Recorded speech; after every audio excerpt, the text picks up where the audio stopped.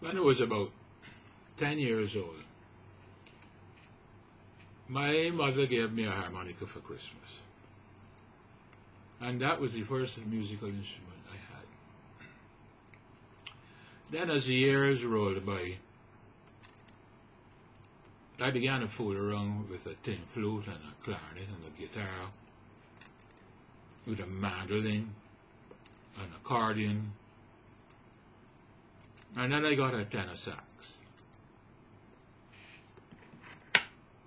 And it wasn't until I began to play the sax in a band that music took a deeper turn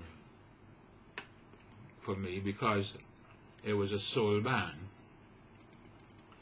In fact, the name of the band was the Soul Kings. And we were primarily interested in playing blues and jazz. And it was then that I got faced with the situation where I had to learn to improvise.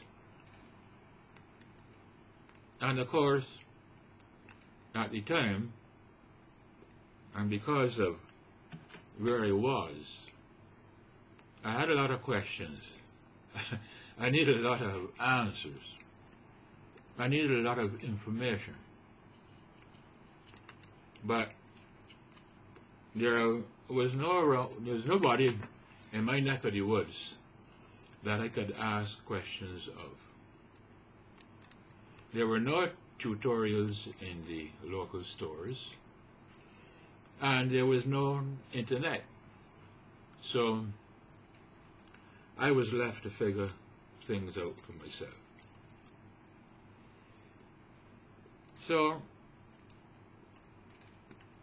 I can understand that even today, although there's a lot of information available from all over the place, it's as near at hand to you as your computer is and the World Wide Web. That a lot of beginners, a lot of newbies, a lot of wannabe musicians, I like those names. You know, a lot of beginners still have a lot of questions to ask, although there is this great amount of information literally at your fingertips.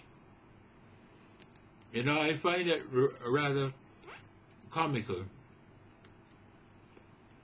that, for example, if you buy a computer, and if you're not familiar with it, or if you don't have somebody to help you along, if you have to learn to use it by following the manual that comes with it, well, let me tell you, you'll be sitting down there perplexed and discombobulated for a long time trying to figure out the manual.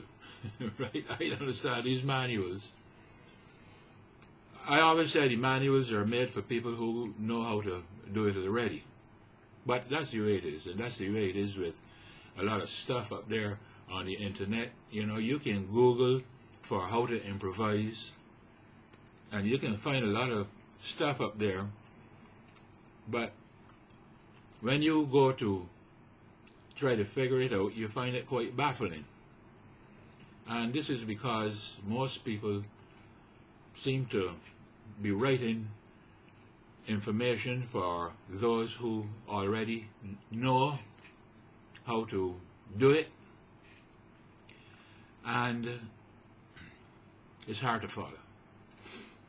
Well, this is why, regarding the stuff that I post here, I try to be very clear, even simplistic.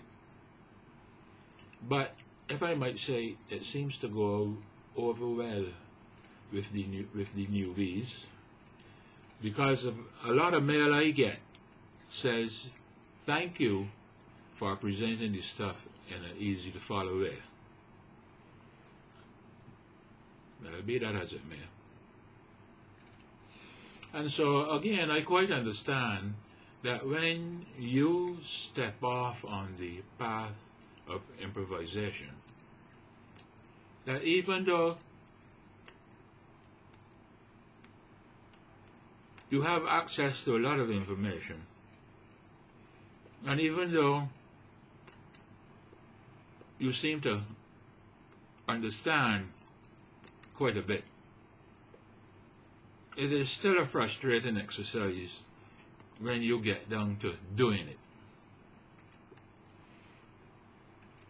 And so because of the many letters I receive, I thought I'd try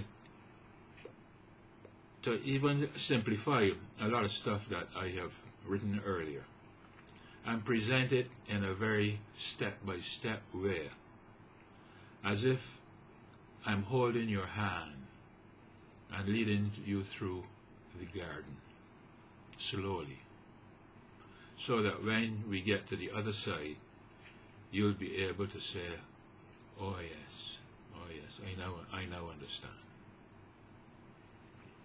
So that's the starting point, right here, right now. Let's go over two special points. First, there is this thing about improvisation. There are many definitions, but in the end, all it means is your ability to compose a song or a melody or a phrase and to play it simultaneously. That's what it is, improvising. Then there is this thing that we call a scale. There are a lot of definitions for the meaning of a scale in music, just as there's all kinds of definitions for improvising. You just have to Google and you can find them. But essentially, we can say that a scale is a number of notes that have been arranged in a particular pattern, and this pattern serves as a template or a guide, if you will, a foundation upon which a songwriter or a composer composes a song. Now, in recent lessons, I have spoken about pentatonic and heptatonic scales. If I may briefly reiterate, a pentatonic scale is a 5-note scale. The word penta means 5, and it is generally acknowledged as being the oldest musical scale. But in the late 6th century, Pythagoras, the Greek philosopher and mathematician, came up with a 7-note scale, which is called the heptatonic scale. Hepta means, apparently in Greek I think, hepta means 7. And this heptatonic scale, as years went by, became the more popular scale, and nowadays it's the one used in Western music, where we know it as the Western major scale.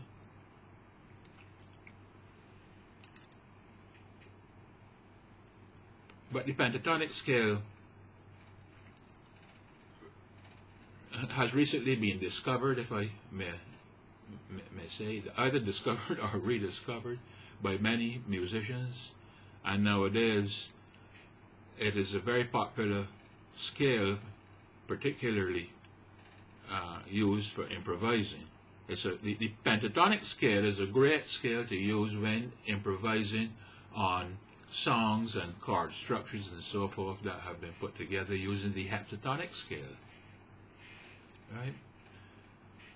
Well, okay. I have only like 30 seconds left. So what I'm going to do is close down here and carry on immediately on the followation, on the continuation of what I've started here. So I'll see you momentarily over in part 2.